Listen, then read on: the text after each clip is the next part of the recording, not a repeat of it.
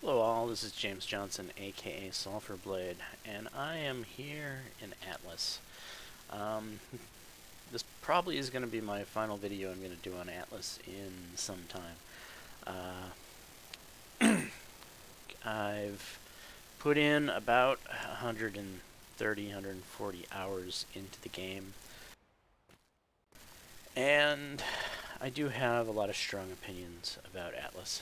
I played most of this time and created what I'm about to show you as a solo player. I have since then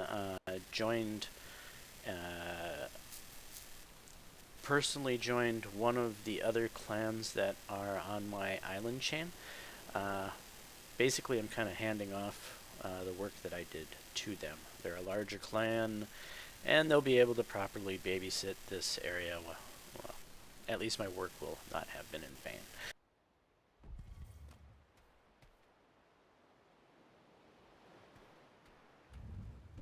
So I have accomplished pretty much everything that there is for me to do in this game, to be honest. As a solo player, I got out of the gates real early, made it out into the tundra from almost day one. While lots of people were having hard times getting off of the starter islands, I couldn't log in to actually get in the game for 14 hours, but once I got in the game after that, I managed to get off and get out relatively smoothly with, well, a fair bit of rubber banding, but I did get out. And once I got out, the game performance improved dramatically.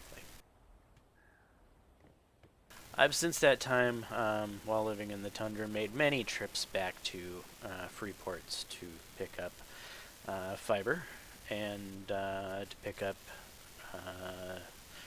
resources needed to make fur armor. And there's a lot of traveling when you live in the tundra for fur armor and fiber. Those are pretty much absolutely necessary components to live in this region. And I don't mind that. I don't mind that there's traveling for clothing and fiber. I think that's a good thing, a good aspect in the game. I think the other regions need limitations similar to the tundra to provoke more traveling, as this is a sailing game after all. So I am basically walking around. I built this. Everything you see, I built, me, myself, and I personally, all by myself. So when people say a solo player can't play solo, I disagree. Though I did join a large alliance. My alliance owns pretty much that whole large island. And if we look at the map,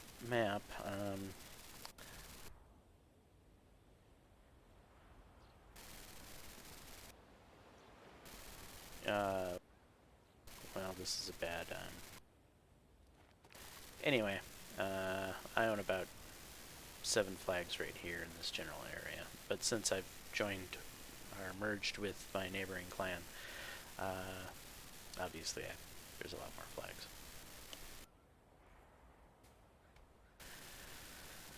So, how do I feel about Boundless? Boundless. This isn't Boundless. How do I feel about Atlas? I feel Boundless is a better game than Atlas. But that's a different story. So Atlas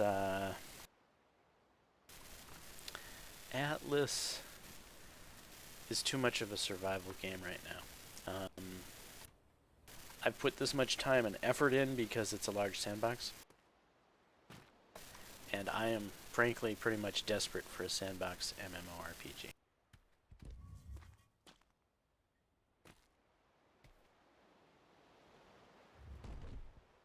And we are, well, There's just no decent sandbox MMORPGs. There's Worm Online, which, you know, I love Worm, but I don't because of the grind. And the graphics. But Worm is pretty much the closest thing to a solid MMORPG sandbox that we have in existence today. But again, huge grind. Grind that makes Korean MMOs blush. This is what was going to be my vault. The fact that I'm even having to build something like a vault is not something I want in my sandbox MMO. While I want building, I would love building that didn't involve making a giant wall around your property. I would like building that involved making a nice looking house that people would like to stop by and visit and be like, wow, you know, that place looks sweet. Instead, I have to make walls to protect myself. And while I don't mind PvP, I prefer PvP in my sandbox. PvPers seem to think that if the label of PvP is on the server, that everything in the server must revolve around PvP. And no. If you're making a sandbox MMORPG in a server where PvP is enabled, PvP is not the end-all be-all of content. It just means that in certain events, you can kill your other player because he's being a douchebag or whatever.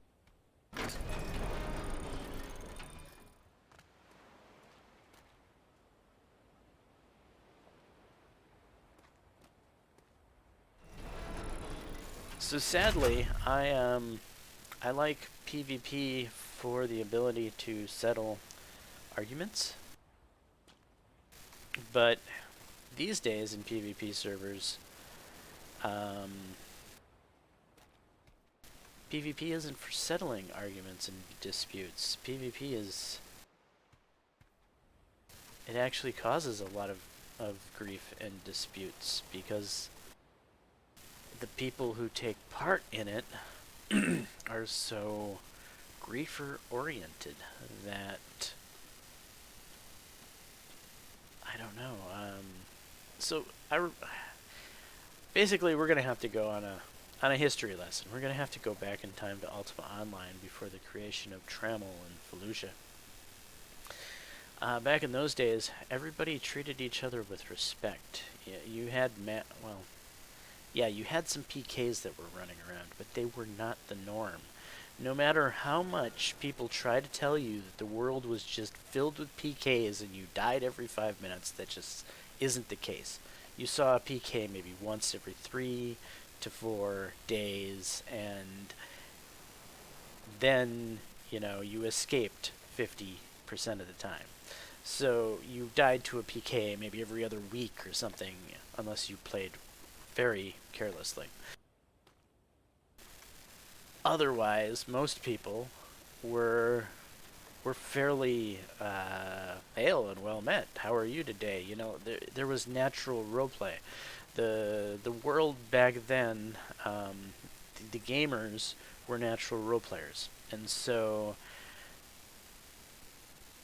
it was a very enjoyable experience. In today's gaming environment, I don't think we're ever going to have that again because most players today are 20, 30 years old and have grown up in the environment of Rust and DayZ, and they don't have a clue how to roleplay. Roleplay for them is trying to say the word friendly and then getting shot between the eyes before they even get the word friendly out of their mouth. That's not roleplay. That's just griefing. That's gives PvP a bad name.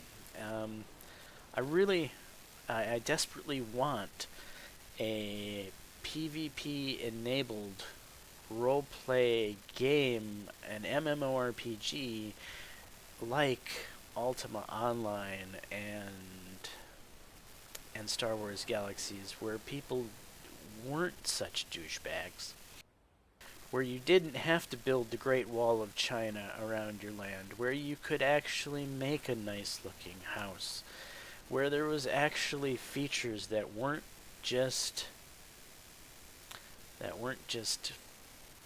shoot people.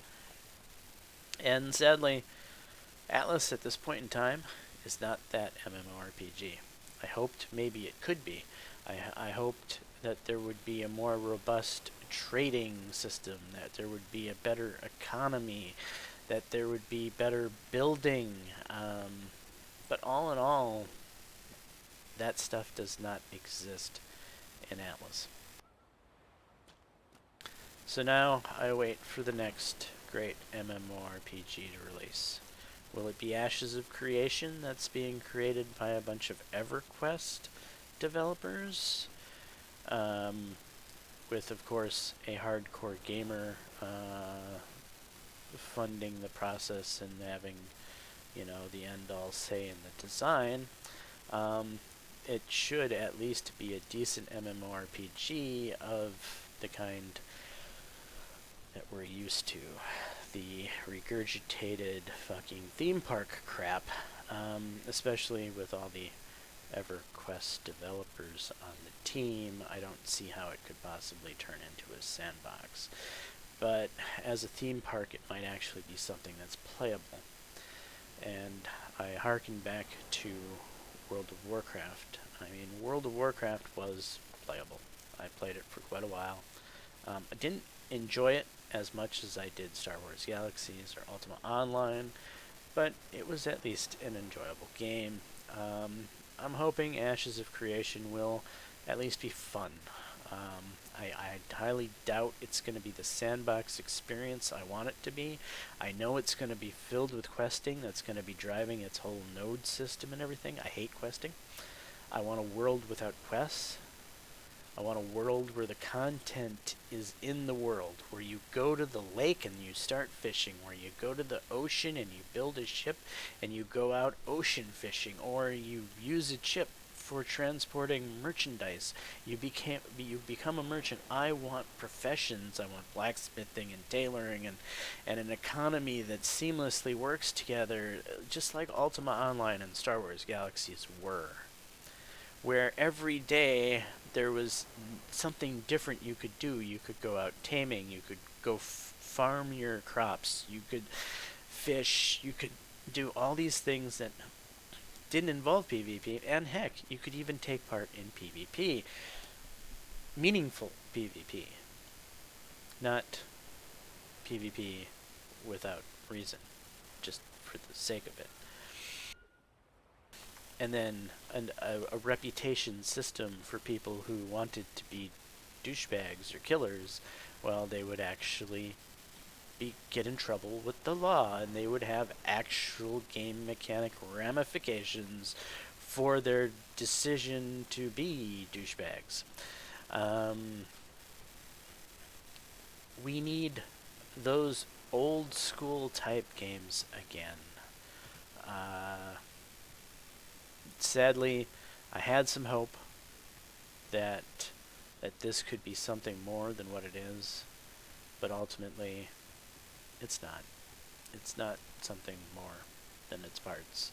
It's far less than its parts. Yeah, so this is Atlas. I just kind of wanted to show off what I accomplished in the past 120 to 140 game hours in which I haven't been doing videos. To some extent, I want to shut up some of the people that say that you can't solo. And I do understand that this is not a solo-friendly game, not in any stretch of the imagination, but it's not solo impossible either. You can pull it off if you're just buckled down and you're hardworking. While I was solo here, I got raided about a half a dozen times. Luckily, that most of that raiding happened before the population got equipped with decent enough armor to properly to properly attack the base in the tundra, I could just basically sit in one of my towers and watch these people attacking me, even if they were, you know, 3, 4, 5 on 1. I could just wait for them to die and pick up their gear, run back into the safety of my base, watch from afar, wait for another one to die, grab their gear, run back into the safety of my base, because they were freezing to death. They weren't properly equipped for this area, and so by just having proper equipment, I was able to control this area as one person and fend off 4 different raids on my own without any help. But obviously that's not going to be the norm going forward. Obviously now people are showing up more organized, and when that's the case, you as a solo player, there's no reason that you can't join an alliance, that you can't work together with other companies in the zone. Here in this particular zone, we have a zone-wide alliance. All of the other companies living here on the island have banded together to defend each other, and it works. But yeah, so Atlas, at its current point, has a lot of issues. The amount of hostile NPC spawns is horrible. Especially here in the tundra, you have to cope with some of the worst mobs in the game. Namely, I'm talking about wolves and lions. Lions can actually jump up to the top of these walls and pull you down. If I'm manning that swivel gun right there, I'm not safe from a lion. I kid you not. The lion can jump all the way up there, grab you by your throat, and pull you all the way down to the ground off of the swivel gun mount. The catapult mount there. A lion can jump up there and grab you off of the catapult. Lions are freaking superhuman. Basically what I'm getting at here is some of the predator spawns in this game are just completely half-baked. Timberwolves run faster than you know, well, timberwolves and lions are about the same speed, but the wolves seem to be defensively, they can take more of a hit than the lions can, whereas the lions have that incredible leaping ability, but both of them are pretty much the same ball of wax. Lions and wolves are awful. They run as fast as Superman. Lions fly like Superman, and yeah, you've got them everywhere. They are everywhere. You can't leave the confines of your base and go anywhere without running into one, because predator spawning is absurdly high inside of Atlas. Needs to be toned down. That's one of the major issues. Another major issue is ships of the damned. Ships of the damned are different than ghost ships. I keep seeing these arguments on the forum, and people keep misusing the term ghost ship. A ghost ship is a ghost ship. It's a level fit. Well, not, it could be any level, but it's basically the game's version of an NPC galleon, and it doesn't look anything like the ships of the damned, and it's very powerful and it's very rare. Ships of the damned, on the other hand, can be very low level. They're nowhere near the power of a ghost ship. And they're far more plentiful. The ships of the damned, however, should attack ships that can defend themselves, ships with cannons. But for whatever reason, the game developers saw it in their infinite wisdom to set them upon rafts, which is one of the stupidest decisions I've ever heard. And it all comes down to, evidently, some people were abusing rafts to get close to ships of the damned, and then kill the ships of the damned with pickaxes and axes. So they made the ships of the damned aggro on rafts, instead of making the ships of the damned immune to pickaxes and axes. So now you can't even sail around with a raft without getting blown up, because there are far too many ships of the damned on the ocean for a raft to be able to dodge and get anywhere in any amount of time. Rafts don't have rudders. Rafts have to almost sail with the wind, and they will inevitably end up getting stuck in a position where they're caught by a ship of the damned, which has basically made rafts worthless. Rafts should always be the go-to ship to be able to rebuild. If you've been utterly decimated and you have nothing, you should be able to utilize a raft and utilize its safety to go from point A to point B without ghost ships aggroing on it. But the devs have decided that that should not be the case, and, well, yeah, brain fart on their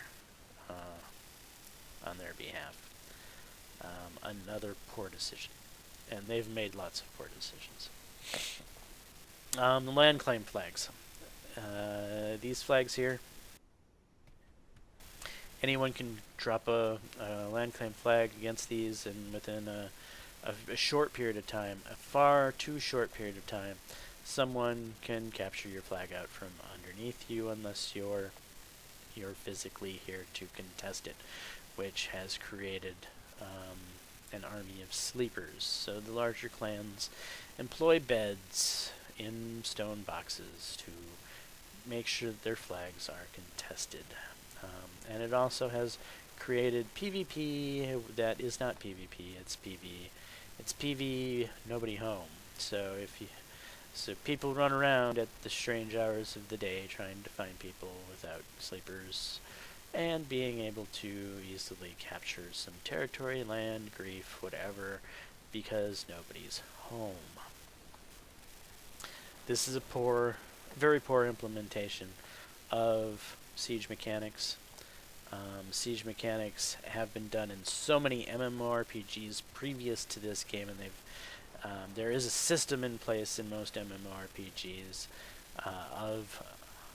that actually works, where you place a siege, then the defender sets the time, and then after that time period, the attacker shows up and the defender sets the time for the siege, and they have a big battle, and everybody's online to fight it out.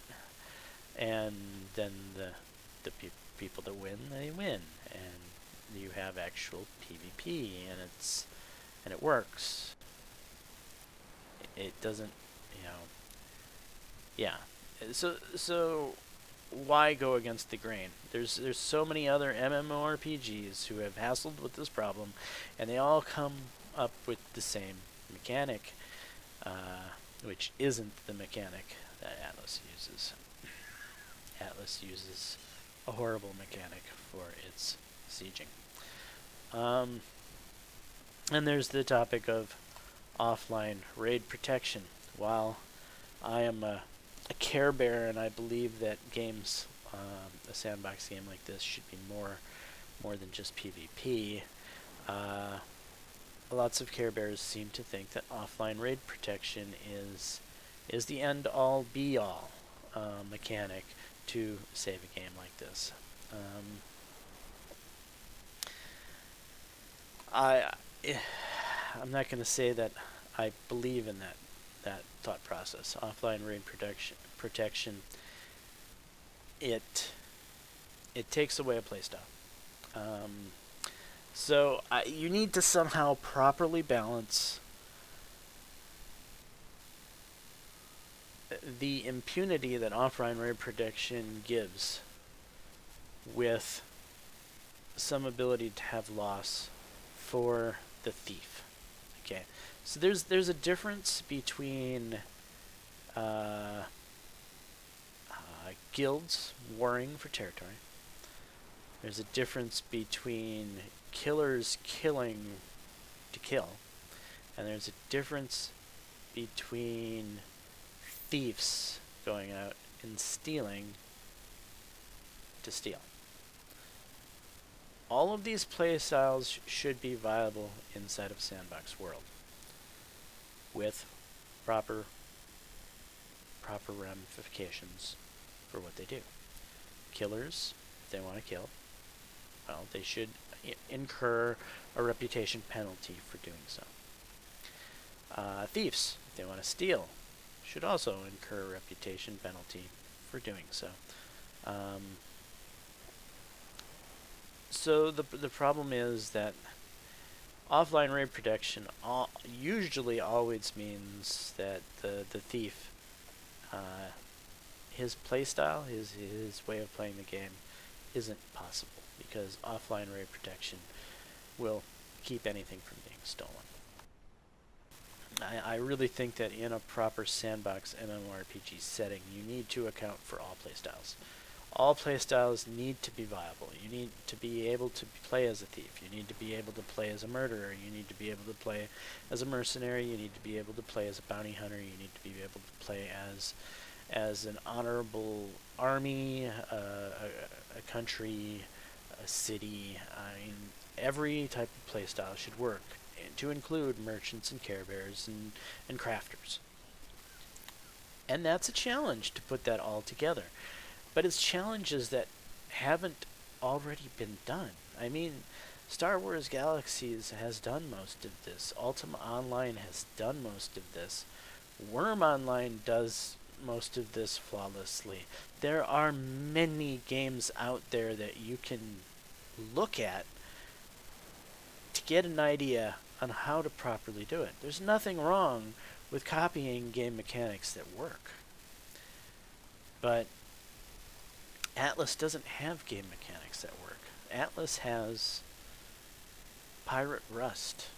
That might appeal to some people, but Rust is too small. The survival genre is too small of a genre to properly support an MMORPG of this size. You're basically going to have a huge ghost town. Atlas, in a few months, the PvP is going to be few and far between. Actually, I predict that most everyone will probably migrate to central areas for PvP, and most of the outlier islands might have onesies, twosies, who are living kind of peacefully because nobody comes and bothers them because they're too far to sail, and your hardcore PvPers will all gather towards a centralized area in order to fight it out. Kind of like in DayZ, where the PvPers who want to actually fight go to some of the bigger towns because they know that they're going to find a fight there. That trend is going to happen here because it's a super giant map, and it doesn't have enough content to support multiple different playstyles. It only has content to support griefing and killing. And eventually those players are going to all migrate to centralized areas to be able to fit their playstyle, and then they're going to be basically having this huge server that's kind of pointless because most of their player bases will end up congregating to a certain area. That is my prediction. Mark my words. If that comes true a year from now, or what. Yeah. So, at the same time, in a year from now, if you want to play this game solo, it'll probably be far easier to come out to the tundra and different places far off the beaten path, and you probably won't be raided or bothered much because there won't be anybody playing to raid or bother you at all. But at the same time, what's the point of it? I mean, look around. This is the extent of the building in the game. You can't exactly make anything pretty. There's not exactly any engaging PvE. There's just PvE in which, well, the mob is probably going to win, unless, of course, you're using, overpowered equipment like a carbine or something and shooting it from the top of a tower, or shooting it with a cannon from your ship or something. Oftentimes, if you want a melee experience, like 1v1 between you and a lion or a wolf, you might win 50% of the time, and you might lose 50% of the time. Kind of depends on if you saw that the lion was there before he pounced on you. If the wolves and the lions see you before you see them, they tend to usually win the fight. So, ultimately, this is a lot of mumbling and going on about Atlas again. I think I've done this video before. I think I said that I was quite frustrated with this game after 60 hours, and I've put more than twice that in now. Only because, you know, I'm so desperate for a decent sandbox MMORPG. Just so desperate for a decent sandbox MMORPG. Developers, any developer that might be watching this, get the idea, guys. We are desperate for a decent sandbox MMORPG. We've been desperate for a long, long time. We're sick of theme parks. We're sick of WoW clones. Sure, WoW made money. Sure, your investors might think that's the only way to make money, but the real way to make money is to go against the grain, to do something different. People didn't want to invest in Kingdom Come Deliverance. They had to go and work their asses off to find other ways to make their dream happen. And Kingdom Come Deliverance is now, according to many people, the best game of this year that don't have access to consoles. And Kingdom Come Deliverance couldn't get a yes from investors to make it happen, because investors seem to think that the only thing that works is overdone crap. The same shit over and over again. We're sick of the same stuff over and over again. If you see a fresh idea that hasn't been done before, that's a good thing. Stop shooting down. Stop not giving money to people who want to do something new. Doing something new is more likely to make you money than doing something that's already been done. The proven commodities in the gaming industry are not proven monetary success. They oftentimes will lead to, get this, loss of money. If you haven't been paying enough attention to EA, Bethesda, and Activision Blizzard's financial woes lately, people who invest in video games, then I don't know what is ever going to wake you people up. Start giving money to people that actually want to make a real game, that actually have passion and vision and drive to do so correctly. Invest in people that will actually make us something that is worth playing, not, for instance, Atlas, which is just a reskin of Ark. I've said it. Yes, ultimately at its core, this is a reskin of Ark.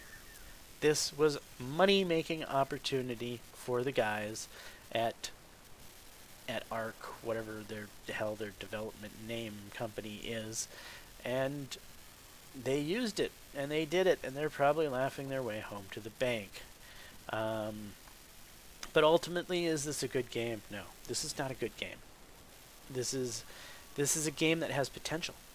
This game could be turned into a good game if it had some developers that had a clue, but I don't think these developers have a clue. So anyway, ultimately, after 140 some hours in Atlas, this will be my final video on the topic. I have basically given away this land to my neighboring clan, and I am basically wiping my hands of this game as of this video. Yeah, so this is Atlas, guys. It's a game that has potential, but it's a game that potential will never be seen, because I have no faith in the developers of this product. This product ultimately was ultimately a cash grab. I have been quite upset with Angry Joe and Mac and some of the people who really came out and blasted Atlas, because I think it's a better product than how they blasted Atlas. You know, Mac so much as said this was the worst game of the year. I don't believe that Atlas is a worst game of the year title. I've gotten far more hours out of this game than I have many other games of this year. It is better than some of the harsh criticism. It's better than the Steam reviews. Um, this is a mixed level game. This deserves to be mixed. About a 50% opinion rate. This game is definitely for some people. If you're a Rust person or a DayZ person, this is a game for you.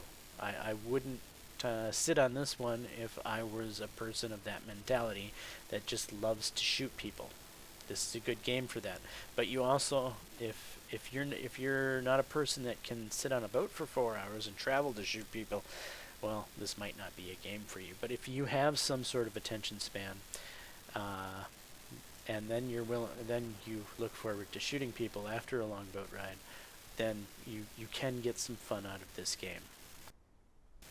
So I don't want to say that this is a complete failure, but it is a complete failure from the outlook of a person who's waiting for the next great sandbox MMORPG.